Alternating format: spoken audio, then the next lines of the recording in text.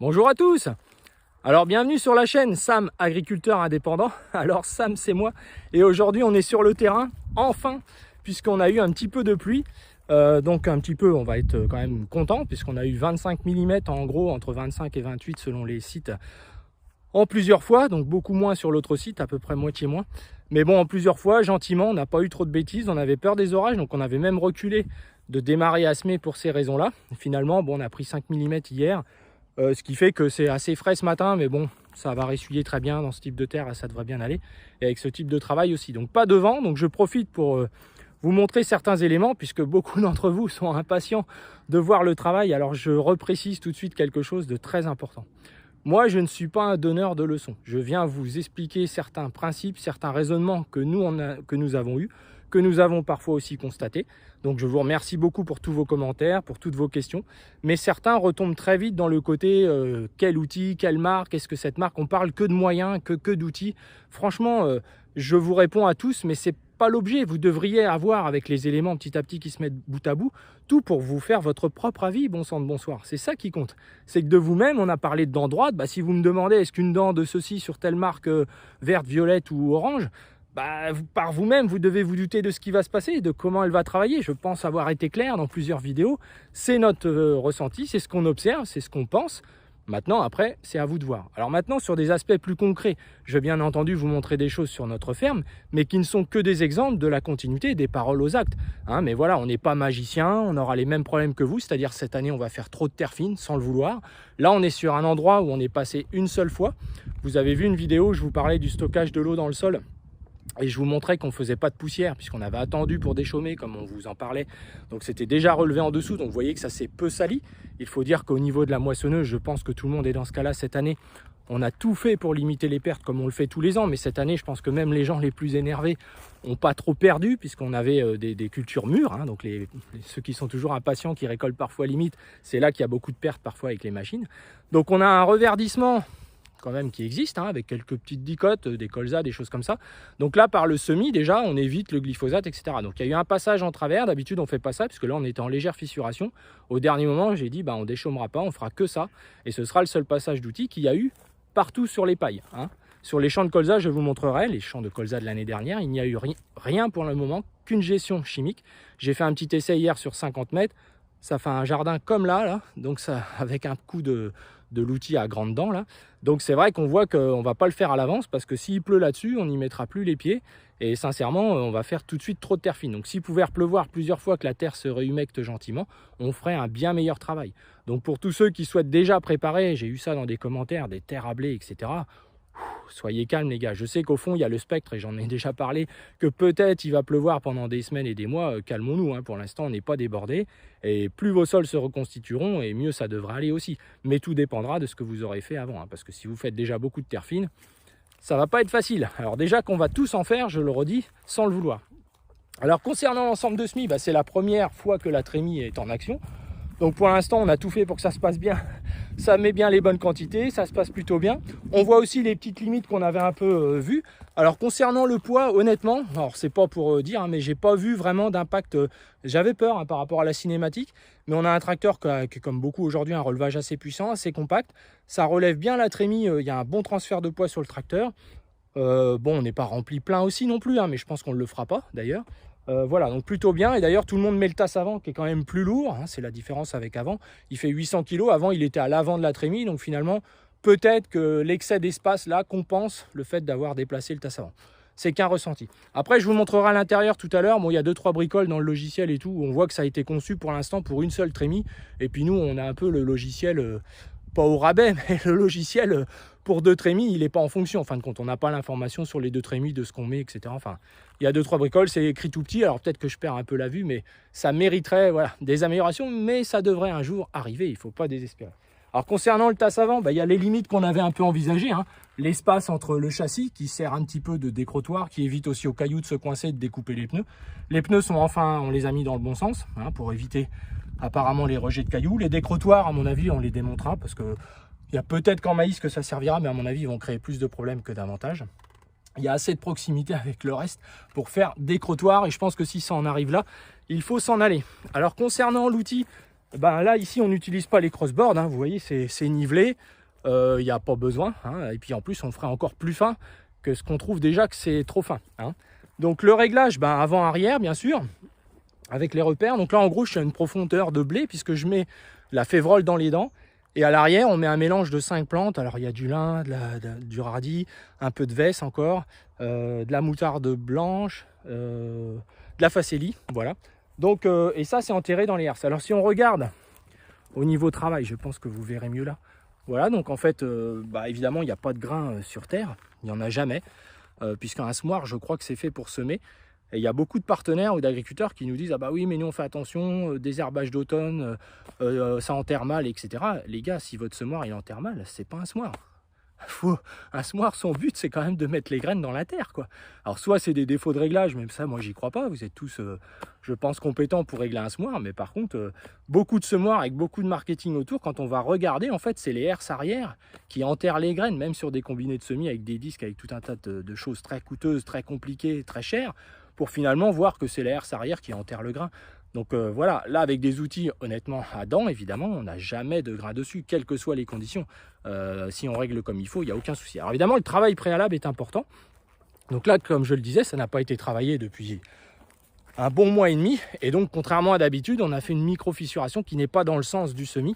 Donc là, pour remettre tout dans le sens du semis, là par contre, on sème dans un sens différent de cette micro-fissure. Mais bon, ici, ça fait 15 ans que ce n'est pas travaillé, labouré. Hein, donc voilà, et puis l'idée, là, c'était pas vraiment une fissuration, surtout dans les conditions dans lesquelles on l'a fait. Voilà. Alors après, pour regarder la profondeur, eh bien, je vais essayer avec le soleil, hein, c'est pas évident, mais de vous montrer donc cette histoire d'aller voir la dernière dent, là. Donc c'est ici que l'on voit, je sais pas si vous voyez bien, normalement. Oui, vous voyez mes mains, là. Ouais, là. Voilà. Donc là, on voit la veste, là, je vais mettre ici. Vous voyez, on voit les petites graines de moutarde à côté, derrière. Et donc en fait, vous voyez, ça correspond en gros à la profondeur du semis. Hein. Donc ça va être ça. Et le rouleau vient recacher tout ça avec les herses. Et là, ici, on ressème encore. Donc vous voyez, là, il y a des graines un peu plus superficielles. Les petites graines, évidemment, on ne les voit pas, hein, évidemment. Par contre, derrière, on n'a absolument plus rien. Donc c'est la bonne profondeur pour les petites graines. Hein.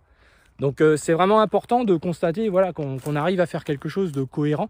Ce serait la même chose avec de l'engrais, on pourrait mettre l'engrais dans les dents et semer le colza par exemple à l'arrière.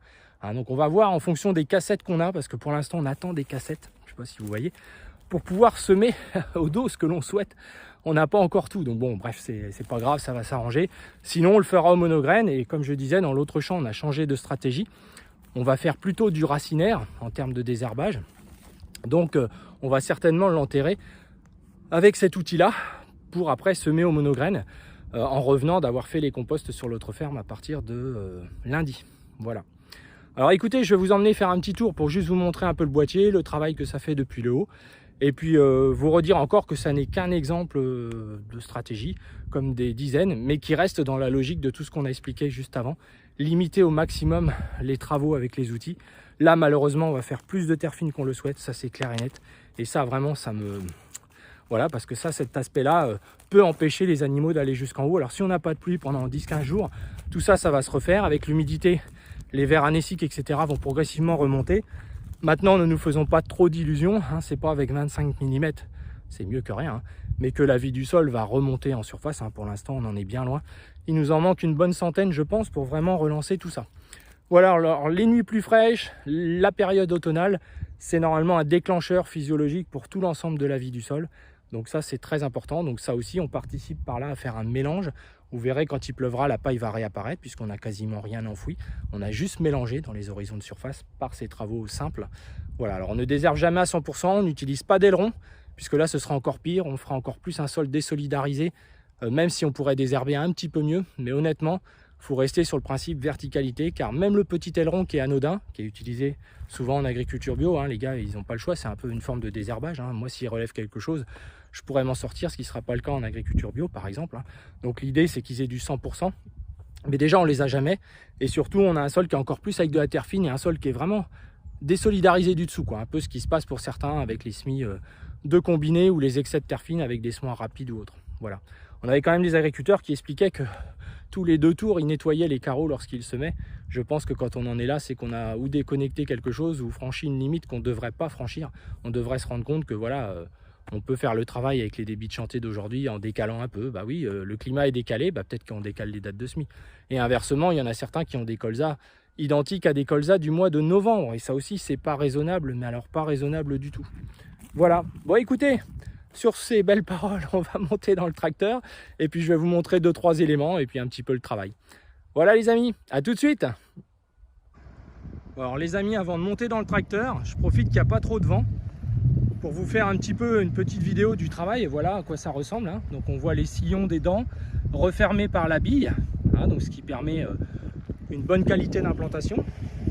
Sur l'outil, finalement, on voit le travail où il se trouve. Ah, donc là, je vais vous montrer un endroit où il y a les graines.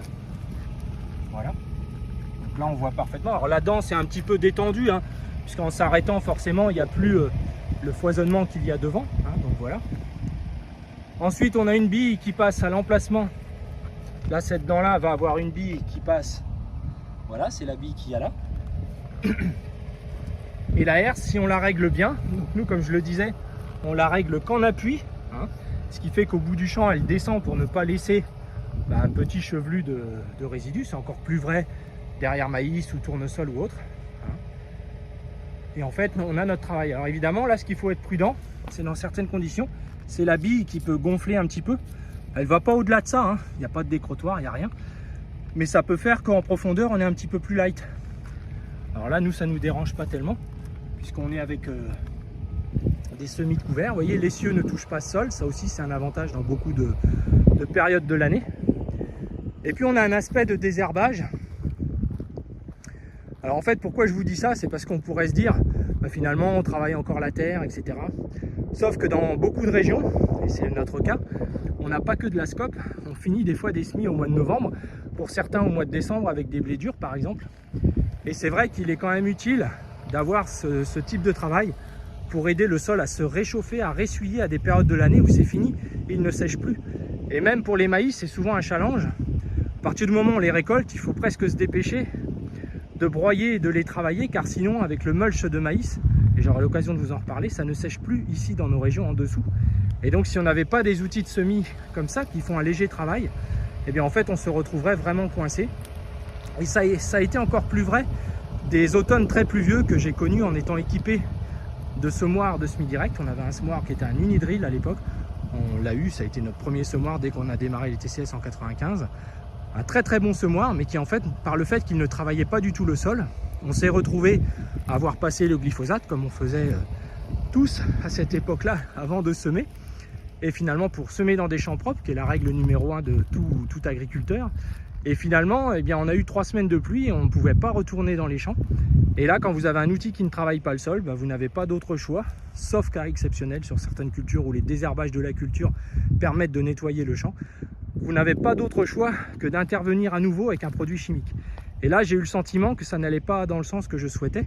Je me sentais dépendant de la chimie. Alors c'était la mode, hein, un pulvérisateur automoteur pour du bas volume, un semoir de semi-direct et une moissonneuse, et ça semblait être l'idéal. Bon, tout le monde a vite compris que ce n'était pas la réalité. Alors l'enjeu, c'est bien les couverts végétaux, et c'est encore plus vrai en semi-direct. Alors comme on sait qu'on a beaucoup d'alternance par rapport à ça avec le climat depuis de nombreuses années, et qu'il faut rester pragmatique, eh bien ce type de travail du sol à 4 litres à 5 litres l'hectare, qui nous permet tellement d'avantages, le désherbage, la stimulation du sol, une restructuration dans certains cas, parce qu'il peut arriver après des périodes longues de pluviométrie, derrière des cultures comme le maïs par exemple, mais aussi les betteraves, les pommes de terre qui vont très vite quelque part se déstructurer. Eh bien ce travail-là permet au sol souvent de se remettre vraiment dans le bon sens. Et s'il ne repleut pas derrière, qu'on est assez patient pour attendre les conditions idéales, on a quelque chose qui va se tenir, parce qu'on a le relais de la vie du sol, bien entendu, hein, ça ne se tient que dans ces conditions-là, il n'y a pas de miracle du tout ailleurs. Et on limite un peu la battance, et là je crois que cette année j'aurai de quoi vous faire des vidéos très intéressantes sur la battance. Allez, je vous fais faire un petit tour de tracteur, à tout à l'heure. Bon alors, on est de retour dans le tracteur, donc ça ira mieux dans l'autre sens avec le soleil. Mais là, vous voyez un petit peu comment ça se passe derrière. Voilà, donc là on est à un peu plus de 11 km/h, c'est bien suffisant pour éviter les excès, et un petit peu moins vite dans les cailloux, 9, 9,5. Pour garder une bonne qualité, voilà, c'est important, ça nous semble important. Alors le boîtier, je pense que vous verrez pas grand chose, mais vous dire que voilà, c'est écrit tout petit, qu'on a 4 cases en haut dans lesquelles on peut mettre ce qu'on veut comme critères. Donc là, vitesse d'avancement, ça nous semble important, la partie vitesse de turbine, les hectares aussi. Et puis on a une case qui correspond au réglage qu'on a fait sur la trémie. Donc ça, ce serait super. Mais sauf qu'il y a 2 trémies. Et du coup, il n'y a plus de place pour mettre le deuxième réglage prévu sur la trémie numéro 2. Donc voilà, bon, c'est comme ça. Nous, on a mis des numéros aussi sur chaque trémie pour ne pas se perdre. Ah, donc je ne sais pas si on les voit bien. Voilà, donc là, on arrive au bout. Donc il y a un petit peu de choses à faire. Hein, c'est important. Voilà, donc là, on arrête le SMI, on lève l'arrière, on lève l'avant. Donc ça se fait plutôt bien. Hein. Voilà, moi, je ne mets pas de programme. Je suis un peu à l'ancienne. Il y a une bonne ergonomie, comme dans beaucoup de tracteurs. Et donc du coup, voilà, je préfère pas de programme parce que je fais jamais pareil. Et puis voilà, il peut y avoir plein de raisons que ça ne soit pas utile. Voilà. Alors c'est reparti dans l'autre sens. Donc là, vous devriez mieux voir le travail, je pense. Donc nous, on déclenche le semi, comme je le disais, avec l'arrière du relevage, donc en faisant qu'un tout petit pourcentage. Donc on fait qu'1% de levée et hop, ça coupe le semi. Donc on peut travailler la trémie levée dans certains cas. Voilà, donc en termes de visibilité, je ne sais pas si vous voyez bien, donc vous voyez là la trémie elle est posée avec le tasse avant en position de travail. C'est correct, hein, voilà. Quand on lève plus haut qu'avec l'ancienne. Les tuyaux c'est mieux fait aussi sur les côtés, ça permet moins de problèmes qu'on avait avant. L'écran est quand même écrit vraiment petit, alors je ne sais pas si vous pouvez voir. Vous voyez. Donc là on utilise notre écran Isobus qui est l'écran de notre épandeur d'engrais. Et voilà, donc finalement l'écran je ne vais pas le prendre, comme il y a un délai jusqu'au mois de décembre, je leur ai dit vous ne savez pas vous le garder. Et je vais rester avec mon écran qui fonctionne très bien, mais j'espère qu'on aura une mise à jour assez rapidement. Je ne sais pas si vous voyez aussi nos 2 manos là qu'on a mis sur la trémie, du coup, avec les 2 numéros là que je vous disais, toc toc. Voilà, donc plutôt fonctionnel et ça marche pas trop mal. Voilà ce que je peux vous dire hein, en termes de travail. Je ne sais pas si on voit. Voilà, là vous voyez le travail.